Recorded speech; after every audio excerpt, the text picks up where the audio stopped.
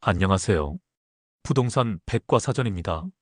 오늘은 이번 서울에서 주택담보대출 6억 원 상한 규제에 대해서 경위와 현황, 전망, 문제점 등을 분석해보고 투자 전략까지 살펴보겠습니다. 2025년 6월, 서울을 비롯한 수도권 주택시장에 다시 한번 충격이 시작됐습니다. 바로 6억 원 상한이라는 주택담보대출 규제입니다. 그동안 실수요 보호라는 명분 아래 완화되던 대출 규제, 특히 생애 최초 주택 구입자에게는 80%의 LTV를 허용하며 정부는 부동산 경기의 안정적 회복을 유도하겠다는 의지를 보여왔습니다. 하지만 불과 몇 달 만에 정책 방향은 급선회했습니다. 2025년 6월 28일 정부는 가계부채 관리 강화 방안을 통해 주담대 한도를 수도권 전역 조정 대상 지역 기준으로 6억 원으로 제한한다고 발표했습니다. 이 소식은 서울 아파트 실수요자, 투자자, 그리고 지방시장에까지 일파만파로 퍼져나갔습니다. 도대체 정부는 왜 6억이라는 숫자를 꺼낸 걸까요? 이 규제가 누구를 겨누고 있고 어떤 시장이 가장 큰 영향을 받을까요? 이번 영상에서는 이번 대출 규제의 구조적 배경, 시행 경위, 수도권 시장의 흐름, 지방으로의 파급 효과, 그리고 앞으로 우리가 준비해야 할 전략을 1부에서 7부까지 단순히 나열이 아니라 흐름을 따라가며 깊이 있게 분석해 보겠습니다. 1부 정책의 배경과 도입 경위를 살펴보겠습니다. 지금 정부가 주택담보대출 한도에 6억이라는 명확한 선을 그은 이유는 단순히 서울 집값이 올랐기 때문만은 아닙니다. 이번 정책은 철저히 가계부채라는 구조적 문제를 중심으로 기획된 조치입니다. 2025년 상반기 기준 우리나라의 가계부채 총액은 1,900조 원을 넘기며 사상 최고치를 경신했습니다. 하지만 숫자보다 더 중요한 건 구성입니다. 단순히 돈을 많이 빌렸다는 것이 아니라 누가, 어떤 용도로, 얼마나 위험하게 빌렸는가가 문제였습니다. 특히 서울 강남과 용산, 마용성 일대에서는 고가 아파트를 매수하기 위해 대출이 집중됐습니다. 이 과정에서 많은 고소득 전문직과 법인 투자자들은 주택담보대출 외에도 신용대출, 사모펀드, 사업자 대출을 복합적으로 활용해 레버리지를 극대화했죠. 반면 생애 최초 주택 구매자나 신혼부부는 LTV 한도 안에서 자금을 조달해야 하기에 오히려 금융 접근성에서 차별을 받는 구조였습니다. 결국 완화된 대출 정책은 실수요자가 아닌 자금력이 있는 투자자에게 유리하게 작용하고 있었고 이로 인해 가계부채의 질이 나빠지고 있다는 경고가 연이어 제기되었습니다.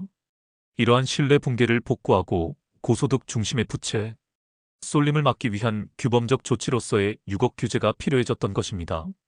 2부 정책의 핵심 내용 및 제도 세부 분석입니다. 2025년 6월 28일부터 적용된 이번 6억 규제는 단순히 숫자 하나의 문제가 아닙니다.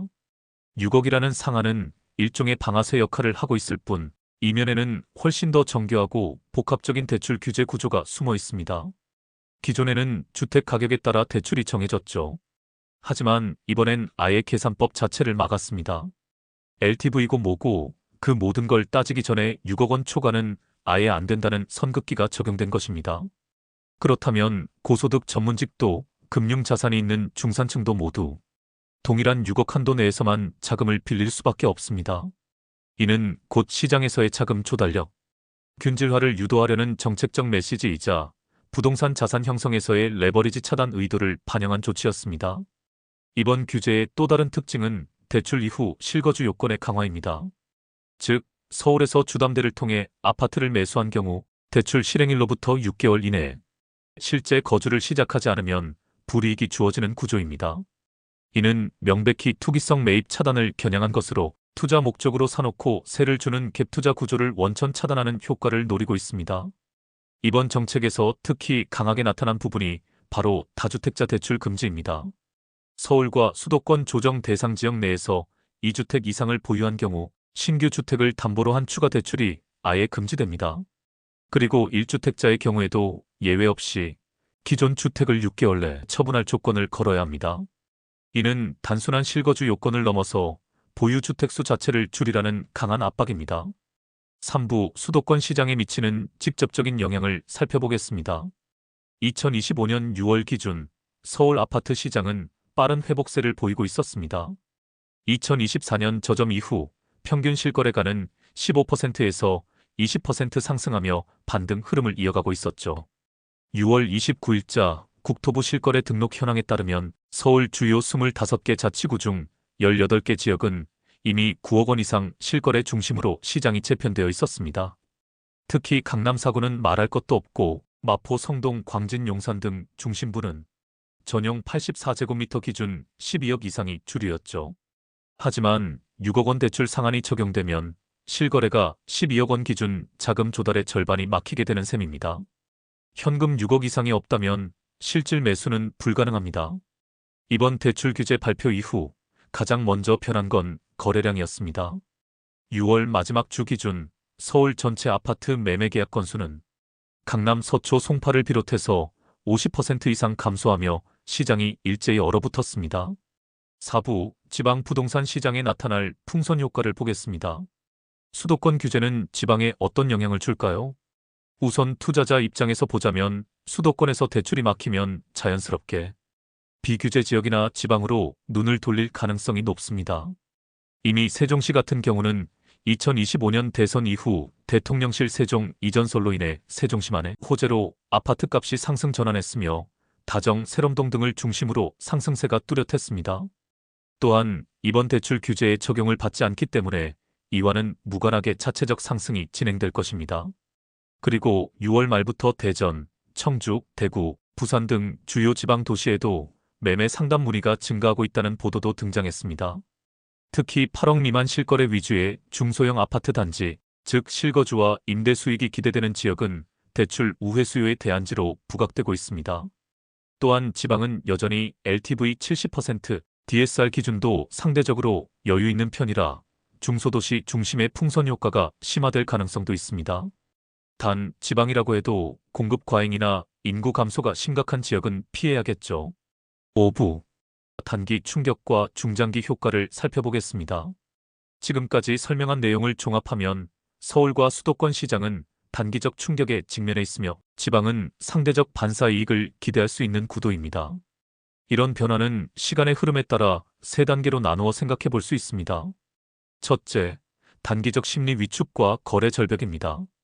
규제 발표 직후 서울시장은 즉각적으로 반응했습니다. 강남, 목동, 마포, 성동 등 고가 지역은 물론 강북 외곽까지 호가가 정체되거나 일부는 하락 조짐이 나타났습니다. 하지만 가격 하락보다 더 먼저 나타나는 건 거래의 정지입니다. 실제로 대출 규제 발표 후 서울 아파트 매매량은 평년 대비 절반 이상 급감했고 강북 중저가 아파트 매도자들은 매물을 내놓았다가 다시 회수하거나 호가를 낮추지 않는 등 관망 분위기로 전환했습니다. 둘째, 중기적으로 공급 지연과 매물 잠김 현상입니다. 대출 규제는 단지 수요를 억제하는 것에서 그치지 않습니다. 결국 공급 측면에도 영향을 미치게 됩니다. 왜냐하면 실수요자의 대출이 막히면 분양권 전매잔금 대출, 신축 입주 물량 소화가 지연되기 때문이죠. 이로 인해 분양시장 위축, 시행사 자금 조달 악화, 신규 공급 연기라는 악순환이 나타날 가능성이 높습니다. 그 결과 시장은 아이러니하게도 가격 하락 없이 거래량만 줄어드는 잠김 상태로 접어들게 됩니다. 셋째, 장기적인 자산 양극화와 수도권 리바운드입니다. 대출 규제가 지속될 경우 가장 큰 리스크는 자산 양극화의 심화입니다. 이미 현금 자산을 가진 1%는 하락장에서 줍줍을 할 수 있고 대출이 필요한 다수는 집을 사기 어려워지며 시장 진입 자체가 차단되기 때문입니다. 그러면 시간이 지날수록 거래는 끊기고 매물은 줄며 집값은 다시 서서히 반등하는 흐름이 나타날 수 있습니다. 특히 공급이 부족한 강남, 용산, 과천, 성수 등 지역은 재건축 규제 완화나 인프라 호재와 맞물려 재상승의 선두에 설 수 있습니다. 6부 이번 규제가 불러올 부작용과 정책 과제입니다. 이번 6억 주담대 상한제는 정부의 입장에서는 매우 명확한 목적을 가진 조치입니다. 가계부채의 급증을 막고 투자 목적의 자금 유입을 차단하겠다는 것이 핵심입니다. 하지만 이번 조치를 면밀히 들여다보면 몇 가지 구조적 맹점과 보완의 필요성이 드러납니다. 첫째, 가장 우선적으로 지적되는 것은 이번 정책이 실수요자와 투자자를 이분법적으로만 구분한다는 점입니다. 예를 들어 생애 최초 주택 구입자라 하더라도 수도권에서 전세를 살고 있는 맞벌이 부부가 12억 원짜리 아파트를 장만하려는 경우 기존에는 LTV 80%에 따라 9억 6천만 원까지 대출이 가능했지만 이제는 무조건 6억 원까지만 가능합니다. 결국 자금 여력이 있음에도 불구하고 대출 한도만으로 꿈을 꺾는 결과를 초래하게 되는 셈입니다. 둘째, 이번 정책은 1주택자의 경우에도 신규 주택을 매수할 때 기존 주택을 6개월 내 처분해야만 대출이 가능하다고 규정하고 있습니다. 그런데 이 조건은 자녀 교육 문제나 직장, 이전 등 주거 이동 수요에 따라 이사를 준비하는 사람이라면 지금처럼 거래가 위축된 시장에서는 6개월 안에 주택을 팔고 동시에 새집에 들어가는 것이 현실적으로 매우 어렵습니다. 게다가 세금 문제도 만만치 않습니다. 결국 이 조항은 정책 목표에 비해 지나치게 현실을 무시한 방식이라는 비판을 피하기 어렵습니다. 셋째, 지금까지 살펴본 문제들은 대부분 정책 발표 직후 드러난 것들이지만 더 근본적인 문제는 이 규제의 시차 효과입니다. 대출은 기본적으로 신청, 심사, 실행, 자금 이동, 계약 체결의 과정을 거칩니다. 따라서 6월 28일 이후 대출 승인된 계약이 실제 시장에 나타나기까지는 최소 1개월에서 2개월의 간격이 존재합니다.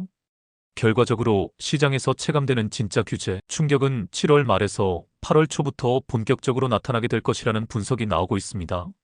7부 실수요자와 투자자를 위한 전략 제안입니다. 그렇다면 지금 같은 상황에서 어떤 전략이 유효할까요? 실수요자라면 우선 저가 매물 중심의 역세권 또는 인프라 예정지를 집중해서 단순히 가격이 낮은 매물이 아니라 교통 확장 또는 학군 개발 호재가 있는 지역에 주목해야 합니다. 그리고 보금자리론, 디딤돌 등 정책 대출은 연말 또는 내년부터 대출 조건이 더 강화될 수 있습니다. 아직 조건이 되는 시점에서 활용할 수 있는 상품은 미리 확보해야 합니다. 또한 지금은 입지 좋은 지역이라도 금융 접근성이 떨어지면 거래가 불가능한 시점입니다. 본인의 신용도와 소득을 기반으로 확실히 실행 가능한 지역 중심으로 판단해야 합니다. 투자자라면 우선 신용대출 리스크 관리를 철저히 해야 합니다. 전세보증금 리스크를 고려해 중저가 임대수익형 투자와 수도권 핵심 입지의 조정기를 기회의 시간으로 삼아 분석하고 수도권이 어렵다면 청주, 오송, 대전 등 지방의 유망지를 선별하는 것도 좋습니다. 결론적으로 서울 6억 주담대 규제는 시장을 안정시키려는 의도는 명확합니다. 하지만 정책의 실효성과 형평성, 그리고 시장 신뢰까지 고려한다면 단순한 대출 한도로는 한계가 있습니다. 지금 필요한 것은 단기 안정책과 중장기 공급 확대, 그리고 금융정책 조화입니다. 정부는 강남만 잡으려다 지방까지 흔들 수 있고 시장 참여자는 이 혼란 속에서 현금 흐름 중심의 보수적 접근이 필요한 시점입니다. 2025년 하반기 부동산 시장은 지금보다 더 복잡해질 가능성이 높습니다. 변동성이 커질수록 정보력과 전략이 중요해지죠. 이상 부동산 백과사전이었습니다. 구독, 좋아요 감사합니다.